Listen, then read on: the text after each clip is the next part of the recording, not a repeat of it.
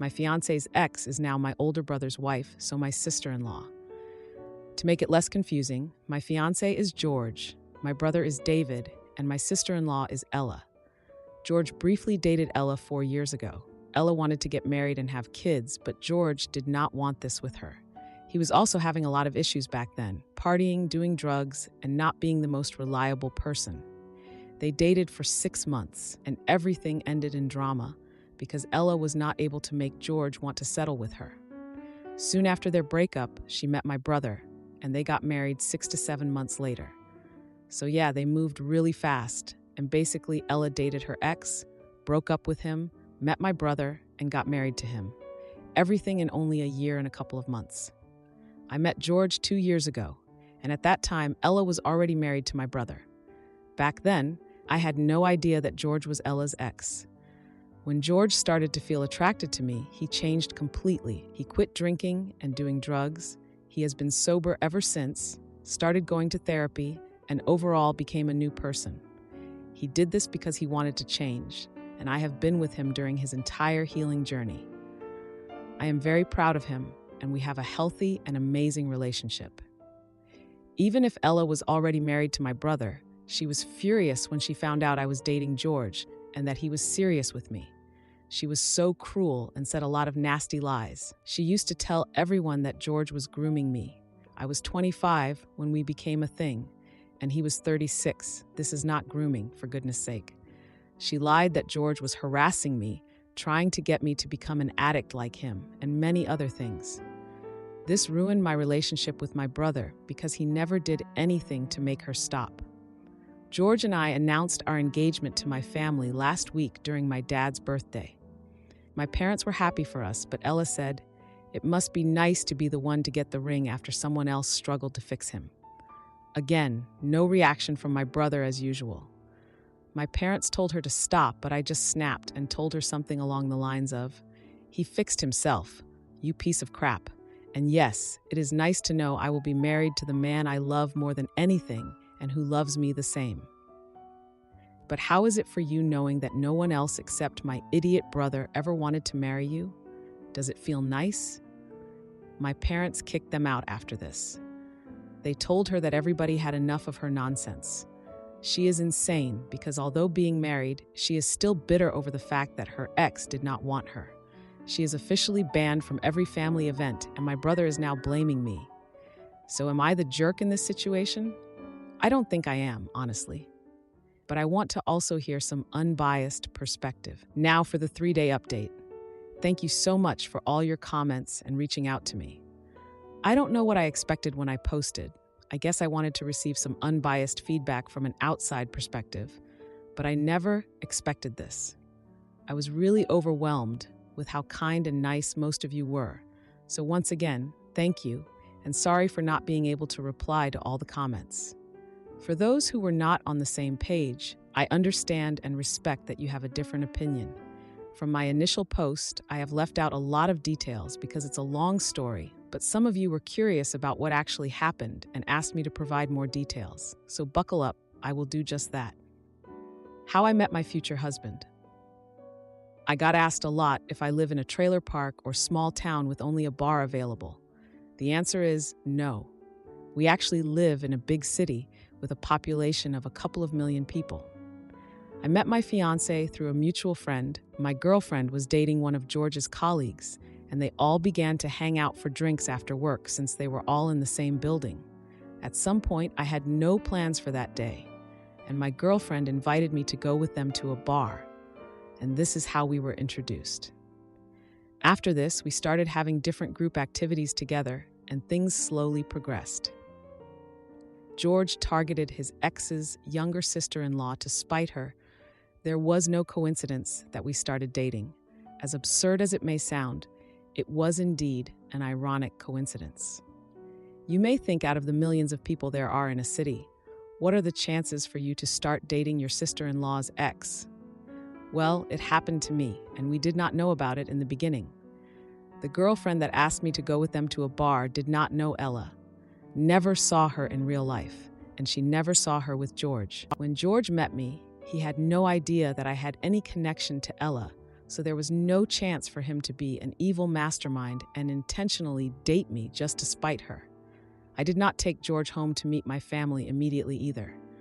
Maybe I am the weird one, but I was never the type to parade my boyfriends in front of my parents if I was not sure the relationship was going to last. I broke the girl's code. I do not consider that I did. Let's be clear. I have a couple of true friends. They have been my friends for many years, and I would do anything for them. I am a very loyal person, and I know the girl's code very well. When we eventually found out the connection Ella had with both of us, I was shocked, and I asked the same question that many of you did. What were the chances? It was a very uncomfortable position to be in. Even though I had no relationship with Ella except the obvious one of her being my sister-in-law, it was strange to know that they dated. I wanted to find out what happened before taking any decision, and I did. The way I saw things, there was no reason for me to punish George for having a past. We were in love, we were happy, and Ella was already married to my brother. I may have been selfish, but I thought, is this man and our relationship worth it? And the answer was yes. To me, he was, is, and will always be worth it. Also, we see my brother and Ella only a couple of times a year. Most of the time, for obvious reasons, we prefer to visit my parents separately. George's addictions. So many of you reached out to me being concerned about this, and I wanted to thank you for caring and say I am sorry you had to go through traumatic experiences with addicts. Some of your stories were hard to read, and I appreciate immensely that you were open to share your experiences with a stranger. I understand why most of you were triggered by my story, but George was not that type of addict. He had a lot of unresolved trauma. He was lonely, unloved, and ashamed, so his coping mechanisms were parties, alcohol, and drugs. His entourage was also not the best. You can imagine that a bunch of 36-year-old party boys girls are no good, but at the end of the day, when everyone else went home to their families, wives, and kids, these were the people who could provide company to George. I think it was more like all of them providing company to each other so they could feel less lonely. But other than this, George was a functional adult. He had a stable, well-paying job. He was and is still working as a software engineer. He was never violent, etc. George changed for me. No, George changed for himself and because he wanted to. He told me that I was the trigger that made him want to get his life in order, but in a more meaningful way than just wanting to get into my pants. When we started hanging out as a group with my friend and his colleague, he learned how easy it was to interact and have fun without drugs or alcohol. He also saw that I enjoyed spending time with him. I looked forward to seeing him every time, and he understood that his sober self is not unlovable. He was longing for healthy relationships and normality, but until that moment, he felt like he was not deserving to have them. I think the way I helped him was solely because I saw and fell in love with his true self, and that gave him confidence and purpose. I am the golden child. There is no such thing in our family. My parents love my brother and me the same. Of course, when they heard Ella's BS the first time, they were worried for me, but I was open with them. I told them how things happened. George was honest and never hid his troubled past from them. And in the end, they were okay with our relationship. My parents trust me, trust my judgment, and they only want to see me happy. And in regards to Ella, my parents are just doing what every parent should: defend their child. She was warned before. My parents talked to her, asked her to stop acting like this, and told her she was out of line, so it's not like they kicked her out the first time it happened. Now into the update. Yesterday I contacted my brother and asked him to meet me for coffee. It was only the two of us, and I think it was the first time I have opened my heart like this in front of him. I started off by apologizing for him being caught in the middle, but I told him I will never apologize or be sorry for loving George. I was honest and told him how much this situation has been affecting me. My brother is the same age as my fiancé, so he is 11 years older than me. During our childhood, he was my protector, the person I looked up to. Due to our age difference, we never really had many activities in common, and I could not wait for the moment I grow up so I can get to share more with my brother as adults. But I did not get the chance to do this because of Ella. David would always teach me to value myself, to choose people who treat me right and make me happy. However, I am not able to share my happiness with him anymore. I understand why he would wish I never met George, but it still hurts knowing that your brother somehow resents the source of your happiness. David would always defend me when I was younger, even in front of our parents. When I was 15, I was experimenting with makeup, and it looked bad, really bad. During a family function, one of our uncles got drunk and told me to stop using makeup because I was too young to look like an intimacy seller. David got mad and kicked him out for offending his sister. This is the kind of brother he used to be, and to now see how he stays aside and allows his wife to be offensive and cruel, it's really hurtful. I do not care that she is like that towards me. I don't like Ella at all, and I could easily ignore her. But what gets to me the most is she constantly trying to belittle and humiliate my future husband. I have lived with this man for 2 years. I have shared so many things with him during this time, and I am certain I know better what kind of man he is. I know how hard it was for him to heal all his trauma. I know how hard he worked day by day to become the best version of himself. I know how much he loves me, protects me, supports me, and I simply lose it when I hear her crap and how she is constantly trying to bring him down. Yes, I go bear mode when he is involved, as someone told me in the comments, but I don't care. I will not allow any of my family members to abuse the person I love. I may have tolerated things for my brother's sake, but I will never be quiet in front of his BH of a wife.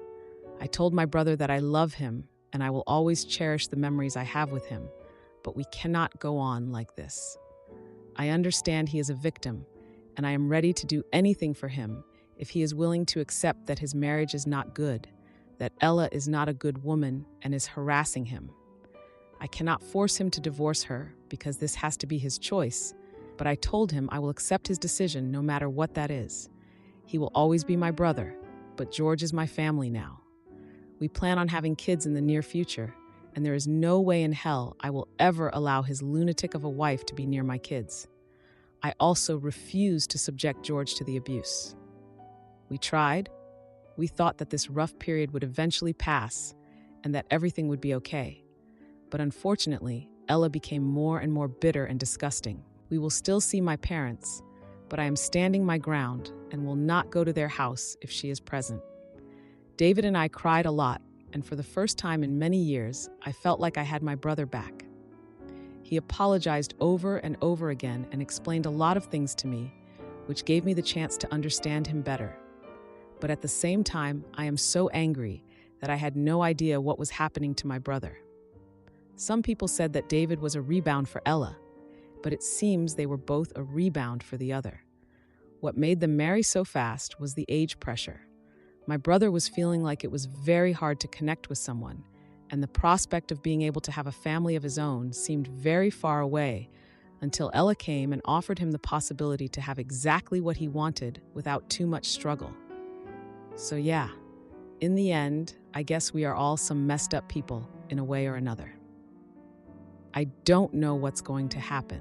David said he plans to take some time, go away alone for a couple of days, and think about what he wants to do.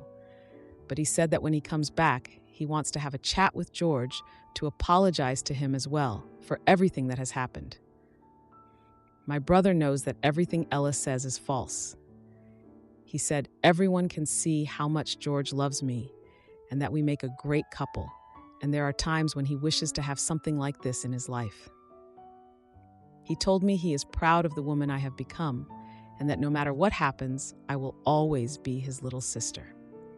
After this, I went home and cried some more with George beside me. I have tried to play strong and denied myself to feel hurt for so long that yesterday I finally exploded. But it was good because now I feel better. Am I the idiot for suggesting a timer on my friend's son's computer and causing a family meltdown? This happened 2 weeks ago, and I do think that I am a jerk in showing it to him and making his son be really ticked off at me. My 55F friend, 35M, has a 10-year-old son who for the past month on the weekends would go beyond his curfew of 9 p.m. to get off the computer and get ready for bed by 10 p.m. He would get off the computer, like around midnight. But in the middle of the night, my friend would hear his son's computer turn on around 3 a.m. I went over to bring him some boxes as he and his son are moving to a new apartment in a new city in 3 weeks. While we were sitting down and drinking coffee and shooting the breeze about the joys of moving, thankfully, he had paid vacation time and PTO that he hadn't used up yet. He made mention about his son on the weekends staying up past his 9 p.m. curfew on getting off the computer to get ready for bed, and then hearing him get up in the middle of the night to play on the computer. I made an offhand suggestion about setting a timer for his computer to turn off. He looked at me like I grew 2 heads. He asked, "Is that even possible?" I was like, "Yeah, just look on the computer." We had to look up how to put it on by Googling it. He never knew he could set a timer for the computer to turn off. He even Googled if it was possible to set the timer to allow the computer to be turned on. I didn't even think that was possible till we found it on Google. So we got the son's computer set to turn off at 9 p.m. and wake up at 6 a.m. He was very proud of himself for setting it up.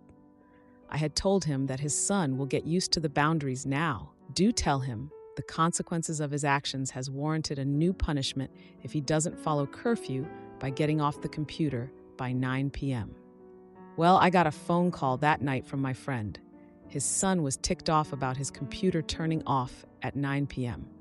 I could hear his son screaming at him for being a bad father and that he's going to be reported for this at school.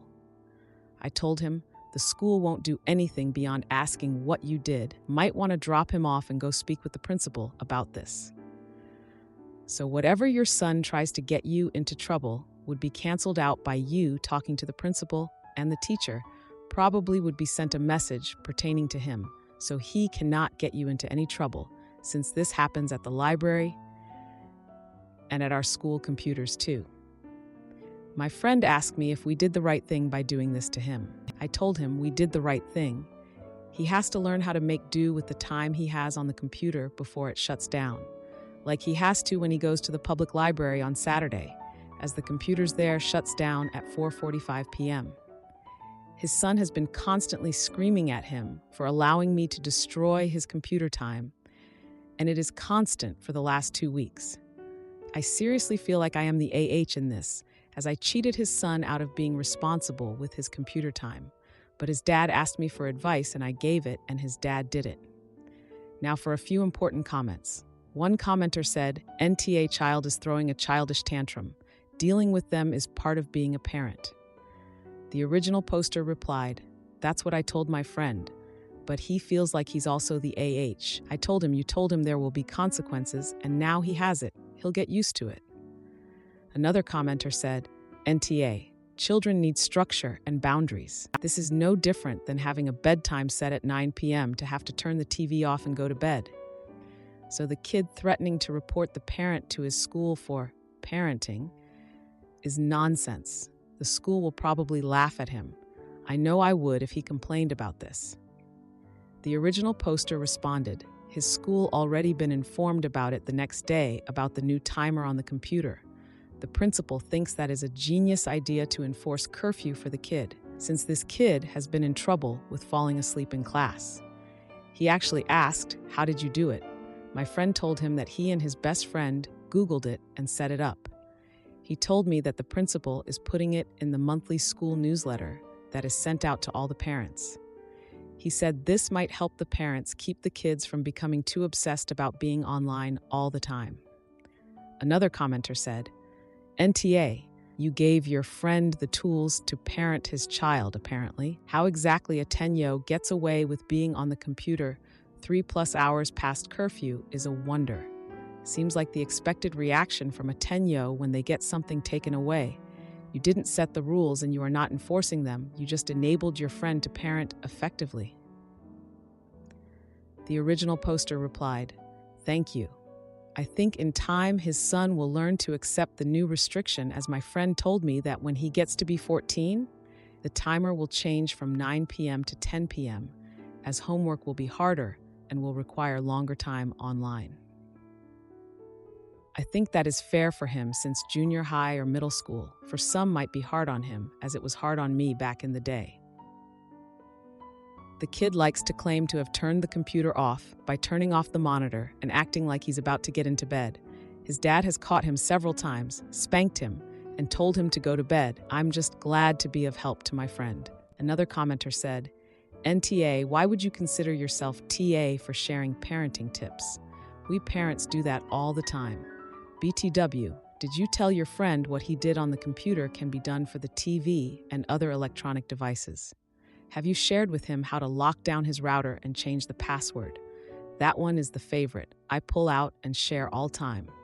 Your kid doesn't want to do chores. Cut off the internet. The original poster responded, his son is mainly fixated on the computer, so the TV is his domain. I will suggest to him about the router and changing the password on it weekly to throw the kid off at times.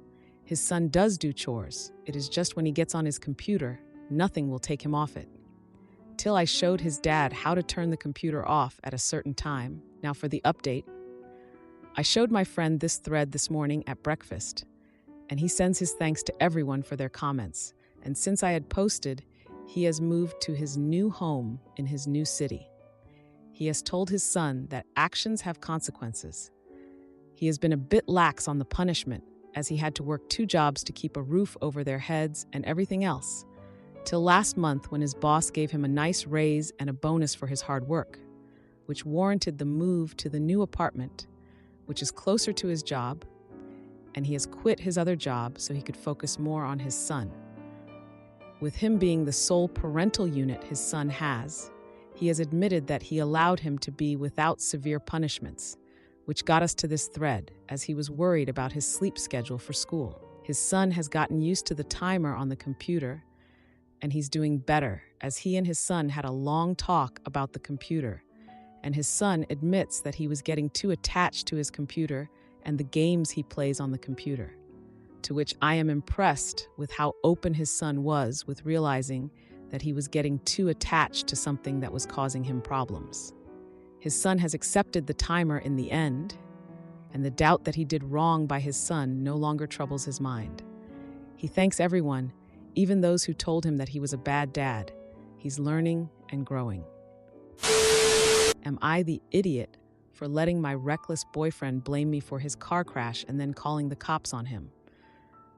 My boyfriend wants me to lie and say it was me driving my car when actually it was him who had a single car accident. If it's proven it's him, he will probably lose his car insurance. I want to help him, but don't know what to do. Earlier this morning, we were coming back from a party in my car, and my boyfriend was speeding and absolutely plowed into cars parked on the street in front of a donut shop. My car is totaled, and the other 2 cars probably are as well. The cops showed up in record time, and while we were separated, he told them it was me who was driving. The donut shop apparently had video and caught the whole thing, and they told him that the video seemed to show him driving, but it wasn't clear, so they would take his word for it. The cops then wrote me 3 tickets for speeding, losing control of a vehicle, and reckless driving. I was so in shock that I didn't even know what to say, and I just signed the tickets. We got an Uber home and got in a huge fight, and I was just exasperated that he would do this to me. He reminded me that if he took credit for the accident, he would lose his job and his car insurance would be unaffordable, so he couldn't get to work anyways. I said, well, my car is gone and my rates are going to skyrocket. He promised he would help me buy a new car and also help with my increased insurance rates. The accident was about 6 hours ago now, and I still haven't called my insurance company to report the accident. Of course, the other 2 people who had cars totaled probably have called, thus my insurance probably already thinks I caused the accident and are looking to destroy my rates going forward. I'm so angry. I have no idea what to even do. I don't want my boyfriend to lose his job, but I don't want to be screwed because he was driving like a jerk. I would love any advice. Now for a few important comments. One commenter pointed out that I committed a crime and suggested posting on a legal advice forum to find out what could happen. They also called my boyfriend a piece of shit. I replied that I realize that, but at the moment, I want relationship advice about what I should do with him and what he expects me to do for him. The commenter then asked if I want to be involved with someone like this, lose my insurance, and commit fraud over him, suggesting he might have been driving drunk. Another commenter, who is an insurance adjuster, advised me not to go along with this at all, explaining the consequences of committing insurance fraud. They warned that my insurance company could deny my entire claim and that lying to the police could result in charges against both of us. They urged me to clear this up immediately with the cops and my insurance company and to ditch my boyfriend. I asked if I am screwed because I signed the tickets, explaining that I was in shock and didn't realize what I was doing. Another commenter said this is breakup time and time to call the police and set the record straight. They questioned why it's okay for my insurance to go up, but not his, and why he would risk having me charged with insurance fraud. They expressed disbelief at his lack of morality and ethical behavior. I explained that he'd lose his job because part of his work is driving a construction truck for his uncle. He has so many points on his license that he would lose it and not be able to drive for work.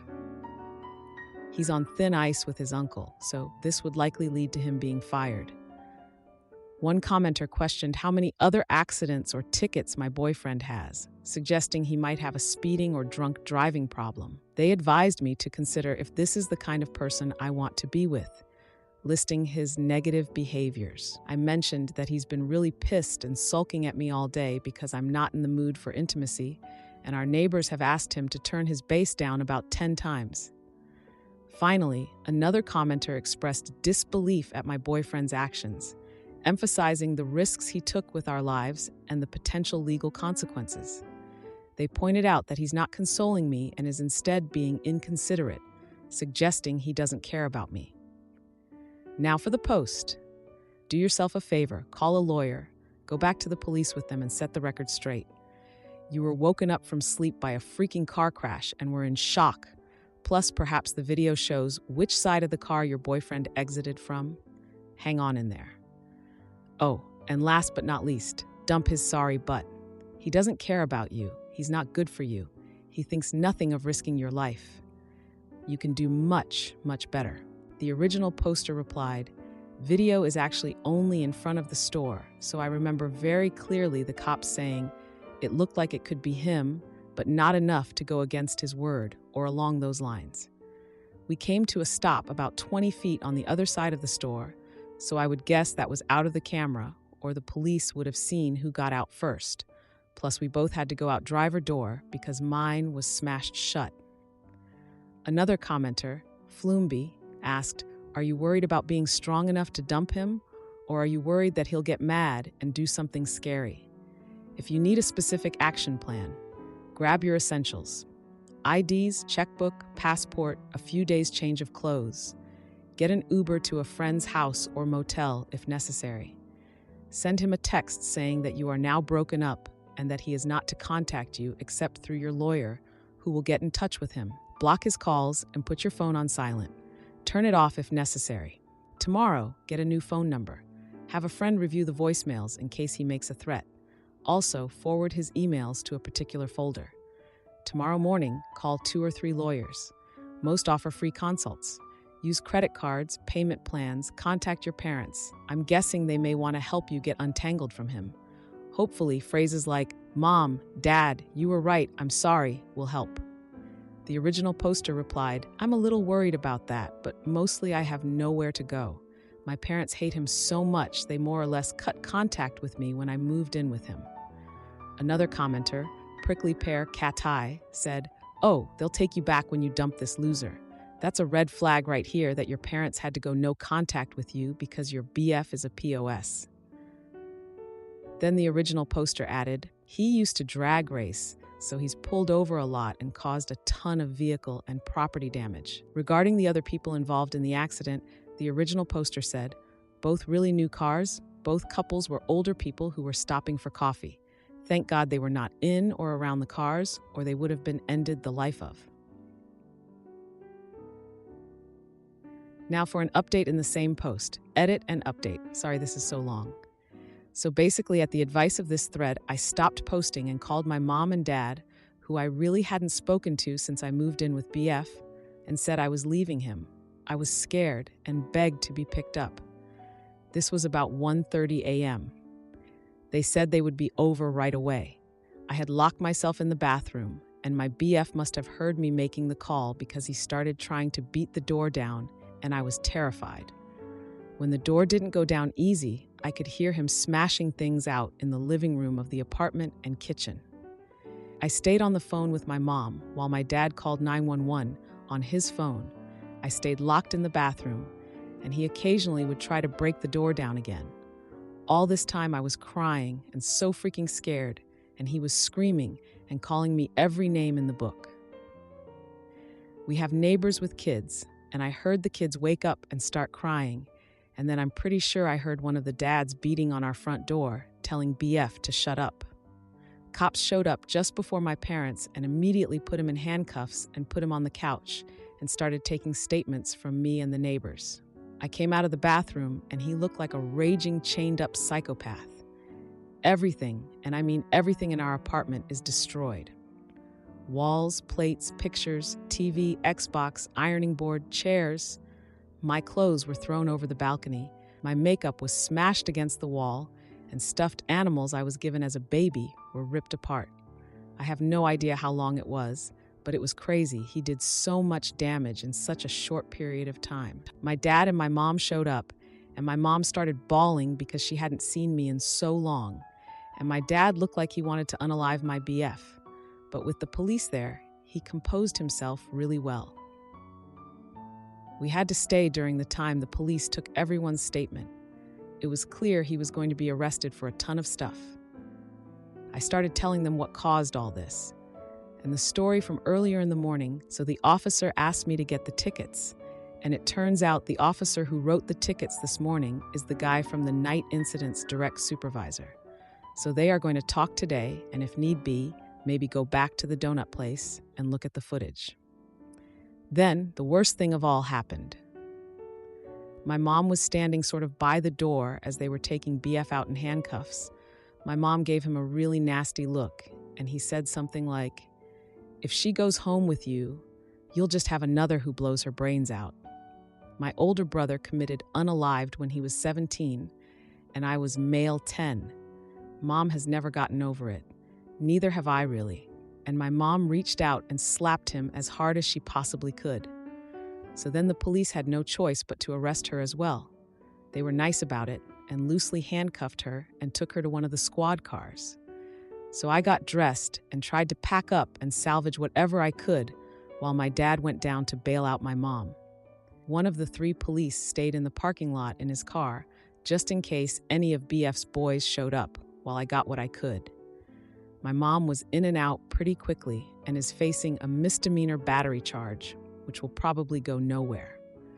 But as you can imagine, while my parents were very happy to get me, they were extremely pissed at what had transpired, not only yesterday, but the last 6 months or so.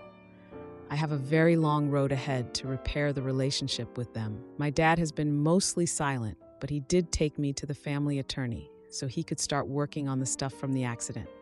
He said it shouldn't be too hard to get me out of the tickets, and women, especially, take the fall for husbands' boyfriends' accidents way more often than you would think.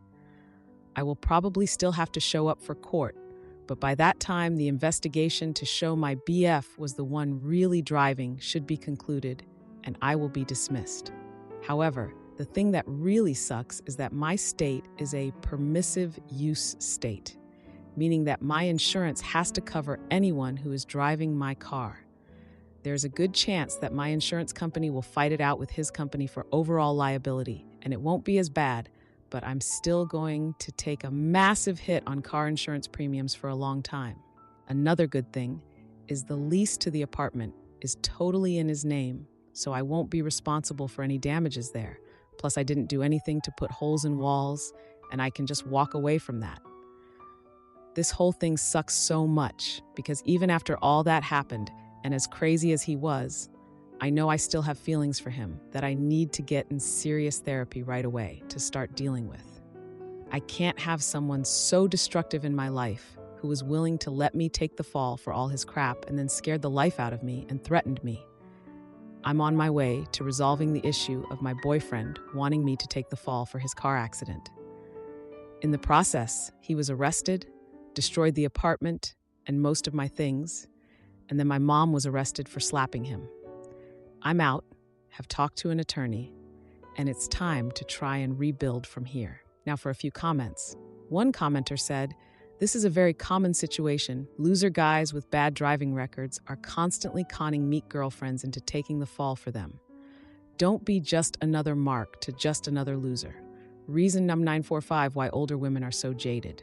Then the original poster replied, "That is what my lawyer told me this morning." It happens a lot, and as such, police and courts aren't too surprised when women go back on initial statements when they realize what's at stake. Finally, the original poster added, "I just left him last night with a long road ahead to repair things with a lot of people."